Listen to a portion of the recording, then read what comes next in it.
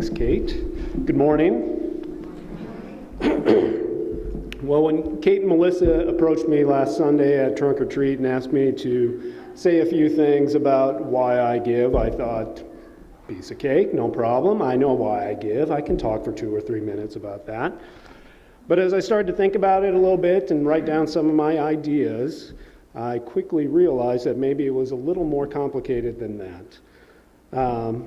My first inclination was that I give because I enjoy contributing to something and seeing that effort culminate in a finished product.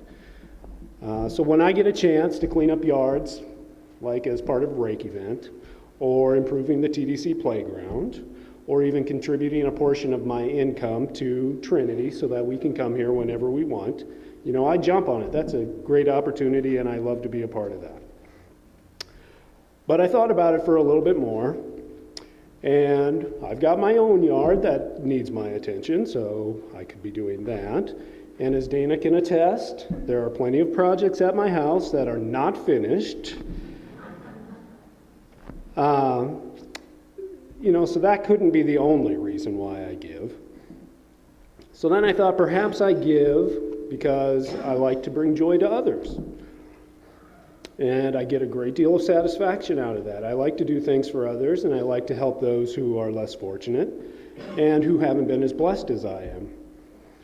And I love to think about families who receive goods from harvesters. I spend time down at harvesters packaging food, and to think of those families who get that food and now have something to eat, that brings me a lot of joy. I love that. Or the kids of TDC who get to go outside now and play on the playground, and they don't have to worry about getting muddy shoes when it rains. That's great. I'll be the first to admit that project probably ended up being a little bigger effort than I first intended, but when I drop Kate off at school and his buddy Josiah comes up to me every time he sees me and says, "Thanks for fixing our playground," that's great. There's no greater joy than something like that. But again, I've got my own wife, I've got my own kids, and I get even greater joy from making them happy. So I knew that could not be the only reason that I give. So then I considered my faith in the church. And I considered what God asks of me and expects from me. And I considered what God has done for me and how I've been blessed. Earlier, Melissa read from Corinthians, and chapter 9, verse 6, I think really exemplifies my view of giving. The one who sows sparingly will also reap sparingly, and the one who sows bountifully will also reap bountifully. I've been greatly blessed in my life. I've got a beautiful, loving wife. I've got 3 great kids who are healthy. We've got a house and clothes whenever we need it. I've got a great job. So the way I see it, I've already done the reaping. So when God comes to me and asks me to sow, I don't hesitate. And I'll just share a quick story that kind of exemplifies this as well. When I was growing up, we'd go to church every Sunday, of course, and on the way home, my dad loved to talk about the sermon and see what us kids got out of the sermon, and so he'd question us and just to see if we were listening and paying attention. So one Sunday, the topic was giving and tithing.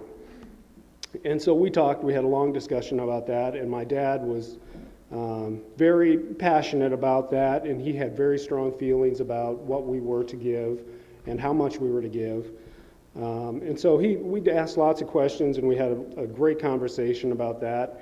And I was probably 14 or 15, and so I had a fairly good idea of how family finances worked. You earned so much money, a portion of that went to taxes, the rest of it you had to pay for your house, your clothes, your food, bills, and all that good stuff.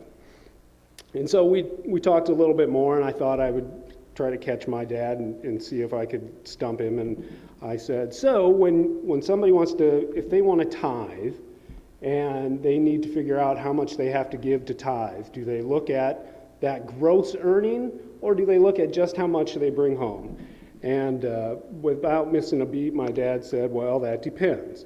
Do you want gross blessings, or do you want net blessings? And I thought, and I was like, wow, that is a great answer. Maybe this guy is smarter than I thought he was.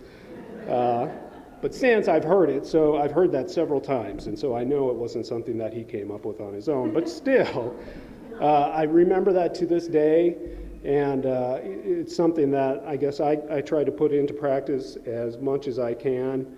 And so whenever I have an opportunity to give, whether it's financially or of my time and talents, I look back at that, and that's how I approach it. So.